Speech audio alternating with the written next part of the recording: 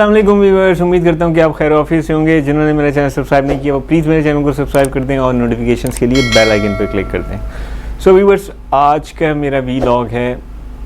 पहले तो मैं मुबारकबाद देता हूँ, रबीउल अव्वल का महीना शुरू हो गया है और रबीउल अव्वल के महीने की सबसे बड़ी बात, क्योंकि कायनात की सबसे बड़ी हस्ती, बल्कि कायनात जिसके लिए बनी है वो हस्ती रसूल अकरम सल्लल्लाहु अलैहि वसल्लम, उनका नज़ूल, उनका ज़हूर, उनकी विलादत इस महीने में हुई।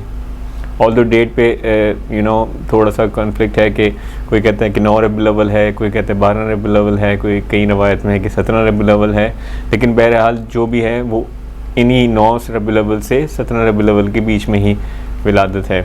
सो हमें पूरा हफ्ते ही मनाना चाहिए ईद मिलादुन नबी। और मुहर्रम सफ़र ख़त्म हो गए। अब दुख भी होता है जब मुहर्रम सफ़र ख़त्म होते हैं, लेकिन अल्लाह का शुक्र है कि ये खैर आफियत से ख़त्म हुए, क्योंकि हमारे अनफॉर्चुनेटली मुसलमान मुल्क में ही मुसलमानों को एक दूसरे से ख़तरा होता है।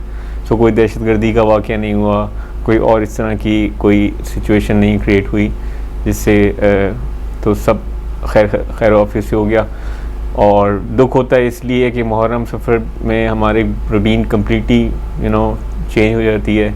और उसका रीज़न ये है कि मेरे घर पे जैसे बहुत सारी मजालिस होती हैं, इसके अलावा जुलूस हैं, बाकी मजालिस हो रही होती हैं, तो वो पूरे 2 महीने हमारी जो नॉर्मल रूटीन है उससे बिल्कुल डिफरेंट रूटीन होती है। तो अक्सर लोग ये कहते हैं कि अब बाकी आइमा भी शहीद हुए और जैसे मौला अली की 21 रमज़ान को शहादत है तो आप ईद मना लेते हैं, तो इमाम हुसैन का जो है वो 40वां और चेहलम क्यों मनाते हैं आप? तो इमाम हुसैन का देखें, जब आप बात करते हैं तो इमाम हुसैन की जो मज़लूमियत है, और जो एक तो सैयद शुहदा हैं वो, दूसरा ये कि जिस मज़लूमियत से और उनके बाद जो ख़ानदान नबूवत के साथ जुल्म हुआ, ऐसा जुल्म किसी के साथ, किसी आइमा के साथ नहीं हुआ, किसी भी मासूम के साथ नहीं हुआ, किसी भी इमाम के साथ नहीं हुआ। तो वो एक वजह है कि इमाम का हम चेलम तो जो है वैसे 40वें की अगर बात करें तो उसकी रिलीजियस सिग्निफिकेंस तो कोई भी नहीं है। मतलब अगर आप जो उसको अगर शरई एतबार से देखें तो 40वां तो नहीं है, बट ये कई चीज़ें आपको पता है कल्चरल मिक्स होती हैं, जो कि इस्लाम या रिलीजन अलग चीज़ होती है, बाकी जिस आप जियोग्राफिकल लोकेशन में आप है मौजूद वहाँ पे कल्चरल चीज़ें भी होती हैं। तो ये इंडिया और पाकिस्तान में इंडो पाकिस्तान में ये कल्चर है कि चेलम और 10वां, और तो सोग तो बहरहाल गम तो हमेशा होता है। गम का तो ये है कि पूरा साल ही होता है इमाम हुसैन का गम, और होना भी चाहिए, क्योंकि उसकी एग्जांपल आप इससे देख लें कि उनकी ज़िंदगी में जब इमाम हुसैन की विलादत हुई तो हज़ूर अकरम सल्लल्लाहु अलैहि वसल्लम ने जो है, जब जिब्राइल अलैहिस्सलाम, बल्कि एक जिब्राइल नहीं, कोई ऐसे फ़रिश्ता नाज़िल हुए जो आज तक उनके पास नहीं आए थे, और उन्होंने आके उनको बताया कि जिस नवासे को से आप इतना प्यार कर रहे हैं इसको करबला में इस तरह शहीद कर दिया जाएगा। तो इमाम का गम तो उनकी ज़िंदगी में रसूल अकरम सल्लल्लाहु अलैहि वसल्लम ने उनकी ज़िंदगी में जो है ना मनाया, वो उनके आंसू और उन्होंने जो है वो गिरिया किया। इसके अलावा भूल तो कभी भी नहीं सकते गम हुसैन को, क्योंकि गम हुसैन ऐसी चीज़ है। आप इससे एग्जांपल ले लें कि जब हज़रत हमज़ा का जो कातिल था, मेरे ख्याल में आई गेस, अगर if I am not wrong, फ़तेह मक्का के बाद इस्लाम कबूल किया और रसूल अकरम सल्लल्लाहु अलैहि वसल्लम के सामने पेश किया गया, तो रसूल हालांकि रहमतुल लिल आलमीन है, मतलब तमाम जहानों के लिए रहमत है, फिर भी उन्होंने कहा कि तुम्हारा इस्लाम कबूल है, लेकिन कोशिश करना कि मुझे दोबारा आज के बाद शक्ल ना दिखाना अपनी। तो वो इसलिए कि उनका, क्योंकि चचा का जो है वो उनको देख के उनको चचा का गम ताज़ा होता था, तो इसलिए आप सोचें कि जिनकी चचा से इतनी ज़्यादा उनसियत थी, उनके लाडले नवासे, बल्कि नवासे भी नहीं, बेटे ही कहने चाहिए, क्योंकि कुरान की रूह से तो जो है वो आप इमाम हुसैन और मौला इमाम हसन वो रसूल अकरम सल्लल्लाहु अलैहि वसल्लम के बेटे ही हैं, क्योंकि वो जब आया मुबाइला आई है, अबना आना व अबना को निसा आना व निसा को अनफुसना व अनफुसकुम, तुम अपने बेटों को लाओ, हम अपने बेटों को लाते हैं, तुम अपनी औरतों को लाओ, हम अपनी औरतों को लाते हैं, और तुम अपने नफ्सों को लाओ, हम अपने नफ्सों को लाते हैं। तो उस हिसाब से तो और जितनी मोहब्बत थी वो तो खैर सबको ही पता है। तो आप लेवल देख लें कि जब रसूल अकरम सल्लल्लाहु अलैहि वसल्लम से उस अपने चचा के कातिल को बर्दाश्त नहीं हुआ, तो ना जो नवासे के जो कातिल होंगे वो बर्दाश्त कर सकेंगे। तो ये उन लोगों के लिए सोचने की बात है जो आज इस ज़माने में उनके कातिलों को रज़ी अल्लाह बनाने की कोशिश करते हैं। बहरहाल वो मेरा टॉपिक नहीं है। तो पहले तो मुबारकबाद थी कि रबीउल अव्वल का महीना शुरू हो गया, ईद मिलादुन नबी है।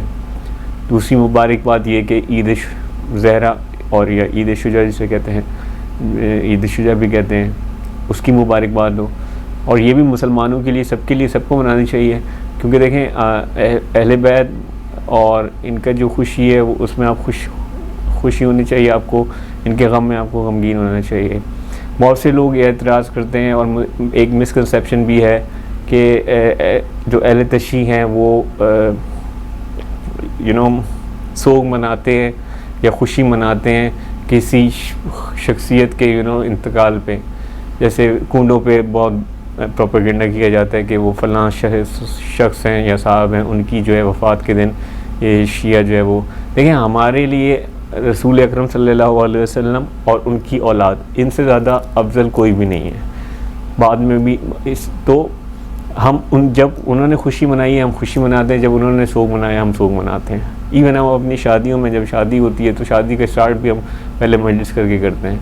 और अगर हमारे खुदा न खास्ता कुछ किसी के वफ़ात हो जाए तो हम उसके लिए भी मजलिस करते हैं। तो हमारी सारी खुशियाँ और हमारे सारे का मंसूब हैं मोहम्मद सल्लल्लाहु अलैहि वसल्लम और उनके औलाद से। अब हमारे पास इतना टाइम नहीं है कि हम किसी शख्सियत के जो है वो वफ़ात के लिए खुशियाँ मनाएं, या एक होना भी नहीं चाहिए और ना ही कोई करता है और ना ही ये होना भी चाहिए। हाँ, ये अलग बात है कि बहुत से मुफ्ती हज़रात जो है वो फतवे देते हैं कि आप आशूर के दिन जो है वो शादी करें। तो मैं उनसे बस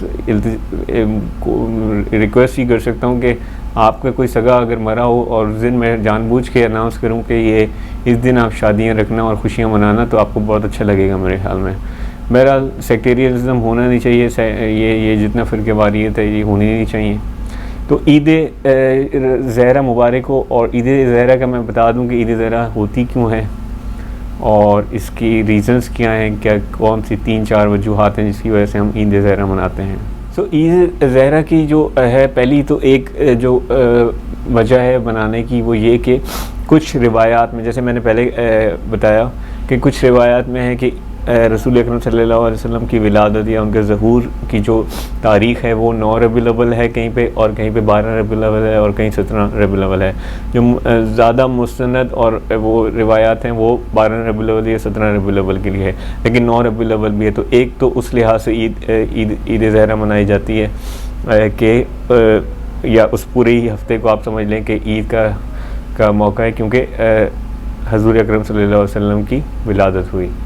अच्छा, दूसरा रीज़न जो है ईद मनाने का वो उसमें ये कि एक रिवायत है कि हज़ूर अकरम सल्लल्लाहु अलैहि वसल्लम मौला अली, मौला हसन, मौला हुसैन के साथ थे और बहुत खुश थे और उस दिन बहुत खुशी मना रहे थे वो। तो उन्होंने फरमाया कि आज 9 रबीउल अव्वल का वो दिन था। उन्होंने कहा कि आज के दिन तुम्हारे दुश्मन जो है वो अल्लाह बर्बाद कर देगा। तो एक तो ये वजह भी है कि ये रसूल अकरम सल्लल्लाहु अलैहि वसल्लम से एक रिवायत मौजूद है जिसमें उन्होंने 9 रबीउल अव्वल को बहुत खुशी का इजहार किया और कहा कि इस दिन अल्लाह जो है तुम्हारे दुश्मनों को बर्बाद कर देगा और तुम्हारे मुहिब्बों के अमाल को कबूल करेगा।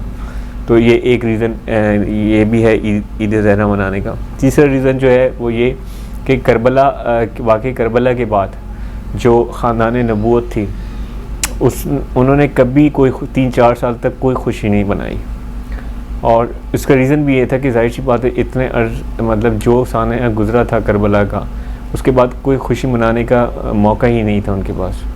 तो जब मुख्तार सकफ़ी ने और इब्राहिम बिन मालिक अश्तर ने जब क़याम किया कूफे में और जब इंतकाम लिया कातिलीन इमाम हुसैन अलैहिस्सलाम से, तो जो उबैदुल्लाह इब्न ज़ियाद जो कूफे का गवर्नर था जिस वक्त इमाम हुसैन अलैहिस्सलाम की शहादत हुई है, वो और जो यजीदी फ़ौज का जो सिपह सालार था, जो कमांडर था उमर इब्न साद, इन दोनों को कत्ल करके मुख्तार सकफ़ी ने उनके सर जो है इमाम ज़ैनुल आबिदीन के पास भेजे थे।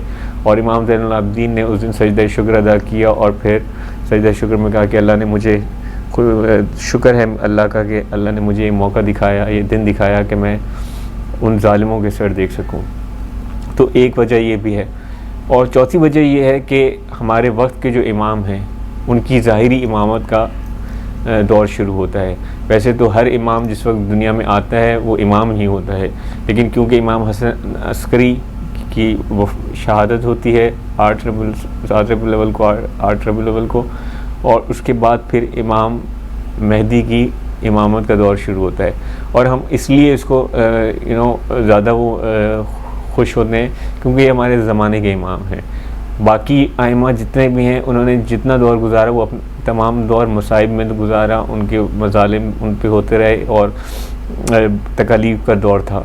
लेकिन इमाम ज़माना, इमाम मेहदी का जब ज़हूर होगा और जब वो दोबारा आएंगे ग़ैबत कुबरा से, तो उनका वो दौर नहीं होगा कि वो मज़ालिम बर्दाश्त करेंगे, बल्कि वो जुल्म को ख़त्म करेंगे, वो अदल को कायम करेंगे, वो कातिलीन इमाम हुसैन से बदला लेंगे, वो जो है बाकी जो दुश्मनान अहले बैत हैं उनसे बदला लेंगे।